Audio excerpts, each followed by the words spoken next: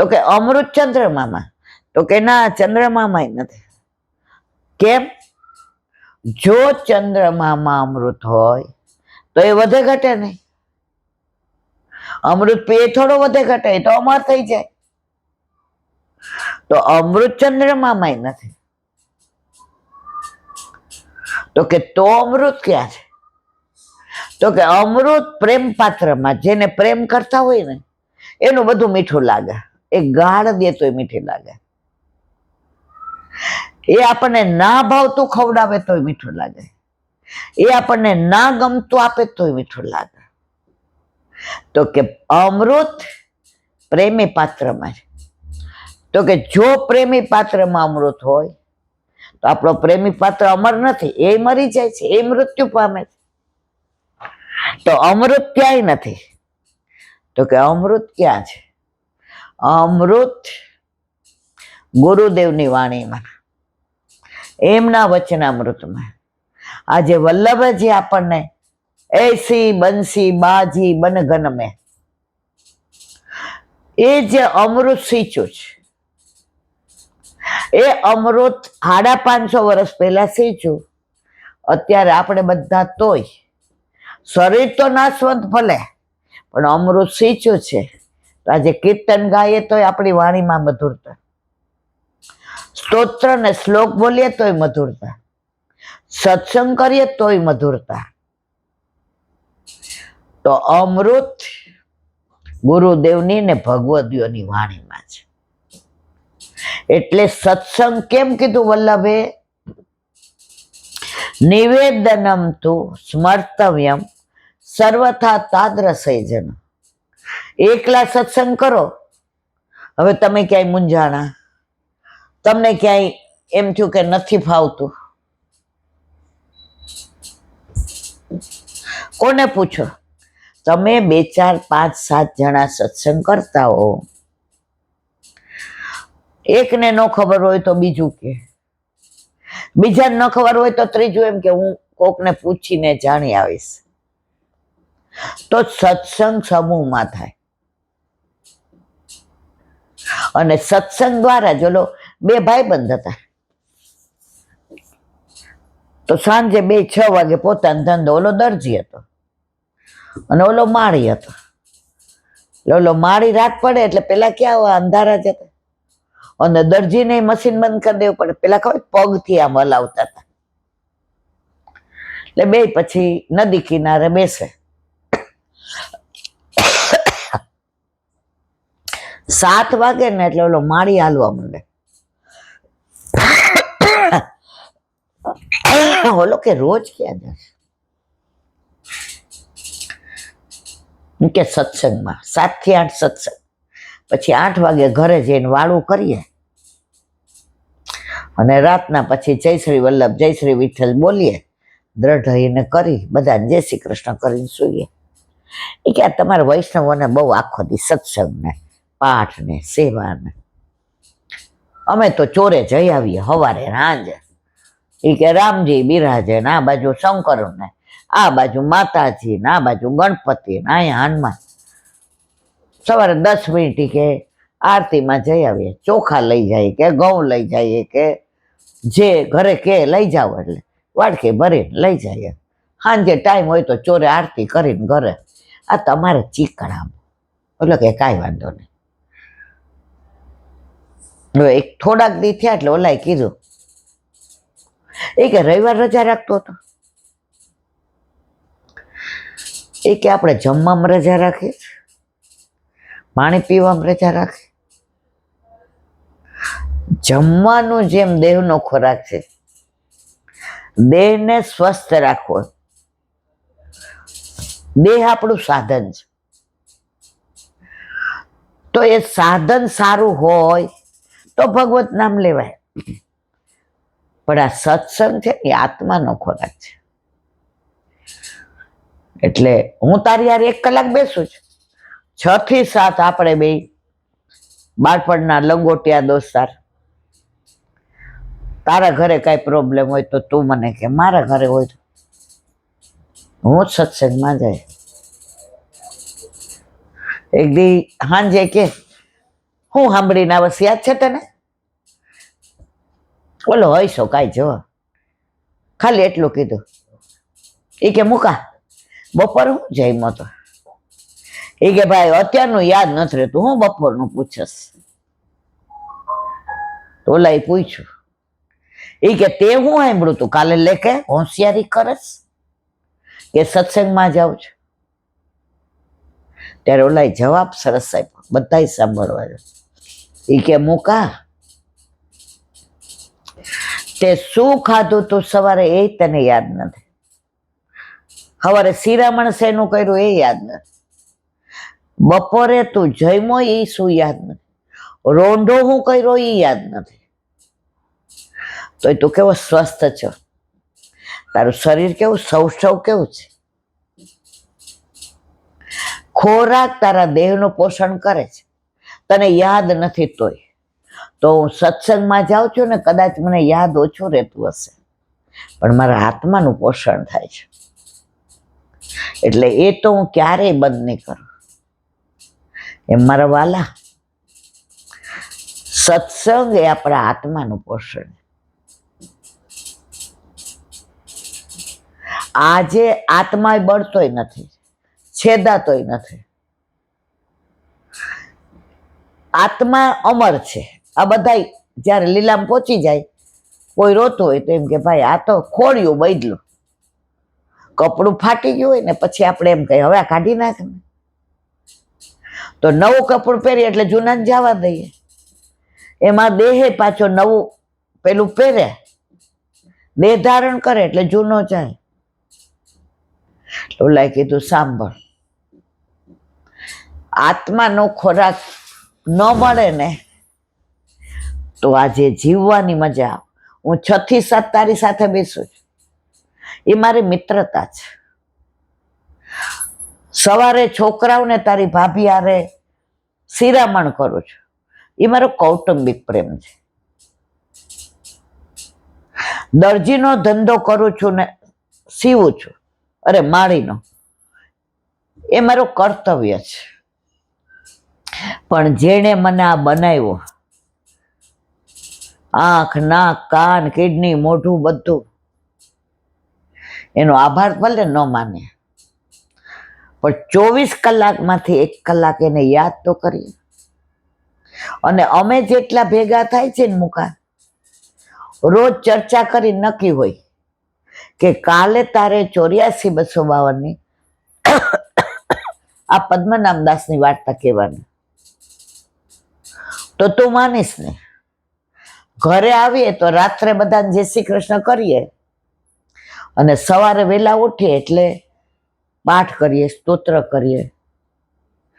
પણ ઓલું પુસ્તક લઈને વાંચી જાઓ કે માનો કે રાત્રે પાછું મને દિવસ દરમિયાન ટાઈમ ન મળ્યો, તો આજે મારે આ પદ્મનામદાસની વાર્તા કરવાની, આજે મારે રજોબાઈની કરવાની છે,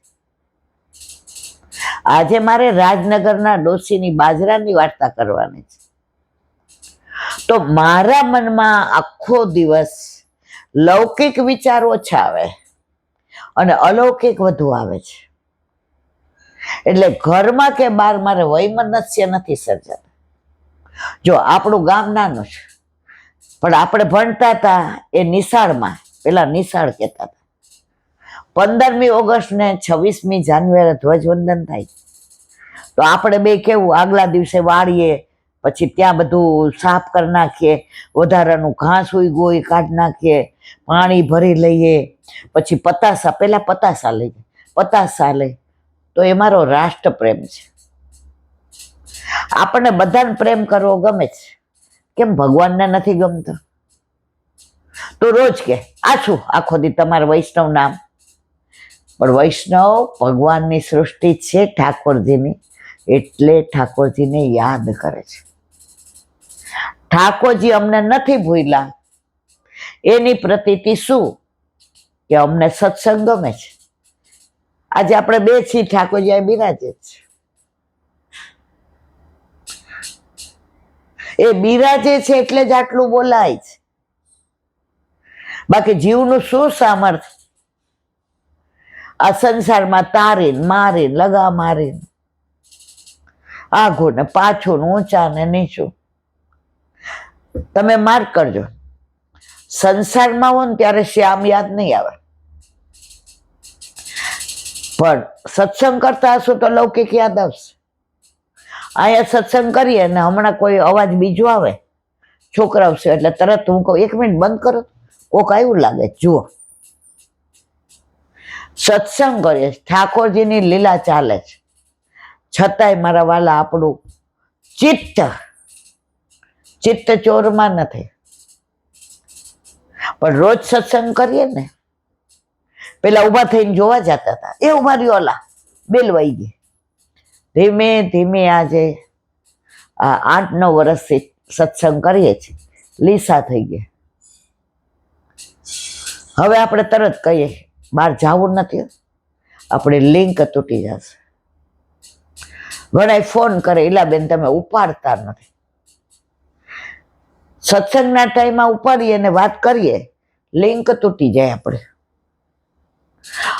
અને મને તો એ કામ વિના શું કાંઈ વાત કરવી. ઘણા ફોન કરે ને, શું કરો છો, ક્યાં ગયા તા, ફોન બહુ વાર લાગી ઉપાડતા. એટલે જ મેં નક્કી કર્યું કે 1.5 થી 2.5 ફોનમાં વાત કરું, કારણ કે આખો દિવસ પછી આ બધું નહીં કરું. આ ઓલા જેવું એક ખેડૂત હતો,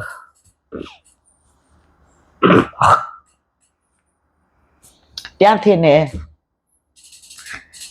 એક સંત નીકળ્યા, તો એને ભિક્ષા માંગી, તો બધાને ઘરે જમી લીધું હતું. તો સંતે કીધું જાઓ, તમારે ત્યાં 3 વર્ષ દુકાળ પડશે, તમે મને અન્ન આપ્યું. બધા બી ગયા. એ કે આપણે તો કેવી આમ લીલા લેર, કોઈ દી દુષ્કાળ પડ્યો નહીં, કોઈ દી નદીમાં પાણી ખોઈતું નહીં, કોઈ દી કૂવામાં પાણી ખોઈતું નહીં. હવે પેલાના સંતો આવા હતા. એટલે વાવણીનો હાલો, બધા આમ કરીને બેઠા. એક ખેડૂત હતો ને, એ બિયારણ લઈને વાવવા ગયો. બધા કે ગાંડા, એક તો દુષ્કાળ પડવાના, બિયારણ તારું નકામું જશે, એટલું ઘરના ખાવામાં આવશે કામ. એને શું કીધું ખબર, ભાઈ 3 વર્ષ આમનામ બેઠો રહીશ, વાવતા ભૂલી જઈશ. એ સંત પાછા ફર્યા અને આની વાત સાંભળી. એને કીધું ભાઈ કોઈ દુષ્કાળ નથી પડવાનો, મેં તો તમને બીવડાવ્યા હતા. તમને વ્યક્તિ કરતા વ્યક્તિ બનાવવા વાળા ઉપર વિશ્વાસ હોવો જોઈએ. હું કોણ એવો તમને શ્રાપ આપવા વાળો? તો મને એ વાત બહુ ગમી કે ક્યાંક હું વાવવાનું ન ભૂલી જાઉં. એમ આપણે જો સત્સંગ આ ચાલશે, આ તબિયત નહીં બરાબર, આજે મહેમાન આવ્યા છે, આજે સાંજે મળવા જાઉં છું, ધીમે ધીમે આપણી ટેવ વહી જાય ને, તો ઓલા કહે ને કે પછી વાવવાનું ભૂલી જાવ, એમ આપણે સત્સંગ ભૂલી જાય. ઠાકોરજી નિરાશ થાય, રોજ દોડતા દોડતા આવી જાય, હાલો મારી માં આવી ગઈ, આમ કરીને બેઠા છે. હજી કે ને માં હજી કે ને, આપણા કરતા આપણા ઘરે આપણા માથે બિરાજતા આપણા ઠાકોરજી બિરાજે છે, એને એના ગુનાનું વાત સાંભળવા ગમે છે. એટલે કોઈ પણ સંજોગમાં મને અહીં બોલાવે છે. ક્યાંય ગઈ હોય, મોડું થયું હોય, ફસાઈ ગયો લૌકિકમાં, એવો રસ્તો કાઢે. ભલે જો આજે 8:30 છે, રોજ આપણે 7:30-8 કરી લઈએ. કોઈક વાર લૌકિક લીલા, સંસારમાં રહીને શ્યામને ભજાય, સંસાર છોડી ના ભજાય. બોલો વલ્લભા ભાગવત ભગવાન કી. પૂજ્ય જીજીના યુગલ ચરણારવિંદમાં દંડવત પ્રણામ. કાલે આપણે જો ઠાકોરજી માટી ખાધે, માએ પૂછ્યું ના પાડે છે, મા પ્રભુજી ફેવર કરે છે, મારા પ્રભુ ખોટું ના બોલે. બધા કે અમે જોઈ તોય. હવે એ કોના માટે ખાધી? જે પૂતનાના સ્તનપાન કર્યું ત્યાં જેટલા બાળકોને એને ચૂસી લીધા હતા એ બધાને પોતાની અંદર લઈ લીધા. તો એ લોકોને નાના હોય ને બધાને માટી ખાવાનું, એના માટે પ્રભુએ માટી ખાધી. એના બધા વિચારકો જુદા જુદા મત વ્યક્ત કરે છે. કાલે આપણે 2 મત જોયા, આજે ત્રીજા વિચારક કહે છે આ બધી વાત ખોટી છે. બાળ લીલામાં ભગવાન માધુર્ય રસનો અનુભવ કરે તે માટે તેમણે આ માટી ખાધી. વૃંદાવનને ગોકુળની ભૂમિ પર ભગવાનનો અખંડ રાસ રચાય છે. ભગવાનના ચરણારવિંદનું કુમકુમ વ્રજની રજમાં ભળે છે. ભગવાનને વિચાર આવે છે કે કુમકુમનો સ્વાદ હું ચાખું, માટે તેમણે માટી ખાધી. ચોથા વિચારક કહે છે શ્યામ સુંદરને થાય છે આખી દુનિયા મારી ચરણ રજ મોંમાં કેમ મૂકતી હશે, હું પણ ચાખી જઉં તે કેટલી મીઠી છે. વ્રજના બધા રજકણોમાં મુક્ત જીવાત્માઓનો વાસ છે.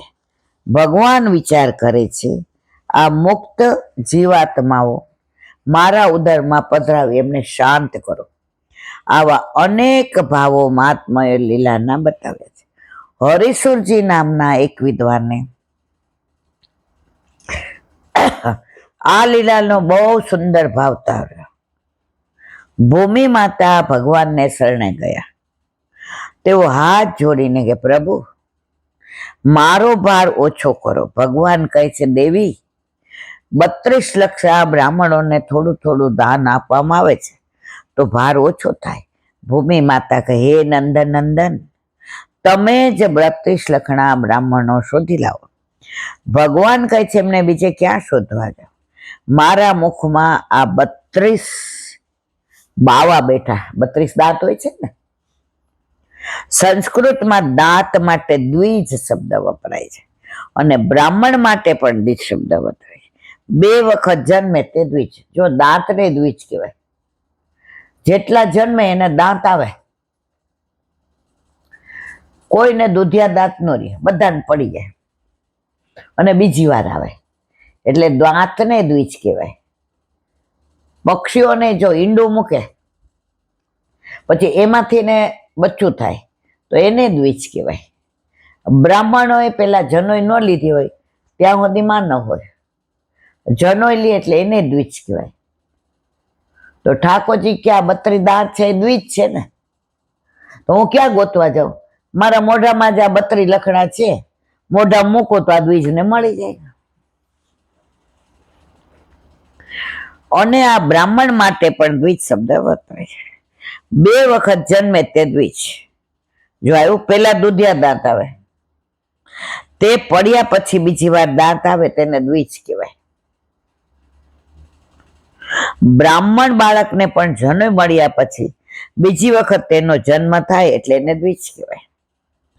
માટે ભગવાને વિચાર્યું કે આ માટીનું દાન મારા દાંતને આપો, તેથી તેઓ તૃપ્ત થશે, પરિણામે પૃથ્વીનો ભાર ઓછો થશે. આ લીલાનો એક બીજો અર્થ પણ કરવામાં આવે છે. માટીને સંસ્કૃતમાં રજ કહેવાય. જો આપણે વ્રજ રજ કહીએ છીએ, ધૂળ નથી કહેતા.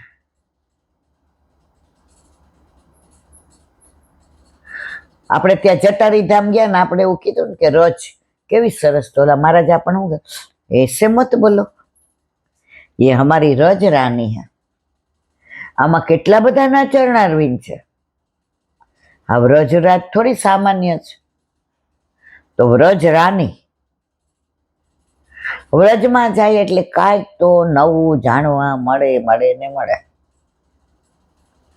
આપણે કુસુમ સરોવરથી આગળ જતા હતા તો ઓલા ઈ રિક્ષા વાળો કે અહીંયા એક ઠાકોરજી એવા છે, જેને કાનમાં વાત કહો ને તમારે મનોરથી નામ છે કાન જગા ઠાકોરજી, કેવું ખબર.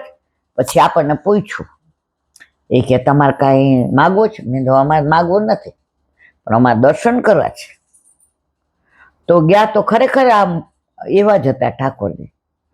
આપણે તો આટલા વખતથી જતા હતા, કોઈ દી આ ઈ રિક્ષાવાળાએ આપણને કહ્યું કે હાલો બતાવો. વ્રજવાસીઓની ભેગા બધે ફરીએ ને આપણે ફોરેનથી કોઈ અમદાવાદ આવે ને તો આપણને ડોસીવાળાની પોળે ખબર હોય ને, સાળવીની પોળે ખબર હોય ને, જમાલપુરે ખબર હોય ને, એ લોકોને ગોતવું પડે. અને આપણે એને હેરિટેજ લઈ જાય કે જો અહીંયા કેવું મકાન છે. આપણે શહેરમાં ઓલી બેલાન ત્યાં ગયા હતા, ખબર? ત્યાં કેટલું મોટું મકાન, ઓ વાપરે, અને કેવી કળા કારીગરી, મોટો તો ચોક અને કુવા અંદર. મેં તો ઓ બાપરે. મને કહેલા આંટી આ બધા કુવા વરસાદના પાણીના ભર લઈએ, આખું વરસ. કે મારા પપ્પા 90 વર્ષ છે, મારી મમ્મી 88. કોઈને નથી ડાયાબિટીસ કે નથી કોઈને બીપી કે નથી કોલેસ્ટ્રોલ, કારણ કે આ જળ સિવાય અમે લેતા જ નથી. અમારા ઘરમાં આરોય નહીં. અને તમને બીજી ખાનગી વાત કહું, ફ્રીજ એટલે રાખ્યો છે, આ મહેમાનો આવે તો બાટલાવાળા આવે ને, અમે ચાટલાવાળા છીએ. અમને હા ઉનાળામાં કોકવાર ઓલો શેક કે એવું ઠાકોરજીને ધરવા માટે બનાવ્યો હોય તો ત્યારે અંદર અમે એ પાણી કયું મૂકીએ, આનું જ. અને એનું અમે શેકની અંદર એ પધરાવીએ એમ કે. તો આજે એ કે મને 32 વર્ષ થયા ને મમ્મી પપ્પા, ભાઈ તો લગ્ન કરીને તરત જુદો થઈ ગયો. કોઈને નખમાં રોગ નથી. આજે પાણીજન્ય રોગ બહુ હોય. અત્યારે જો આ સિઝન આવી છે, ચારે બાજુ દવાખાના ભરેલા છે. આપણે બધા આમ દેખાઈએ સ્વસ્થ, શરીરને મજા નથી, બેચેની છે. કેમ? તડકો નીકળતો નથી, વાદળા રહે છે, ભેજવાળી ગરમી છે. ઘરમાં ઠાકોરજી ના બિરાજતા હોય ને તો હું તમે ઊભાઈ ન થાય. સવાર 5 વાગે એલાર્મ આમ વાગે ને ત્યારે એમ થાય ના થોડી વાર. પેલા 5 વાગ્યા પહેલા ઉઠી જતા હતા. હવે 5 વાગે એલાર્મ વાગે 5:15 તો થઈ જ જાય. માં તો ઘણી વાર 5:30 થઈ જાય. એનું કારણ એ છે. તો અહીંયા શું કહે છે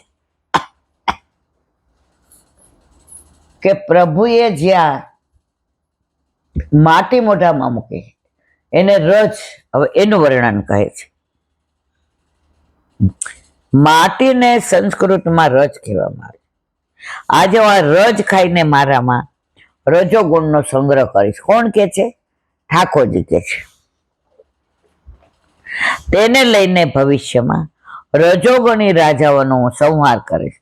આમ અનેક અર્થ મળે છે. શ્યામજી હાથ જોડીને કહે છે, માં મેં માટી નથી ખાધી. ખાધી કે નથી ખાધી એનું પ્રત્યક્ષ પ્રમાણ જોઈએ. યશોદાજી કહે છે તું મને સાબિત કરી આપ કે તે માટી ખાધી નથી.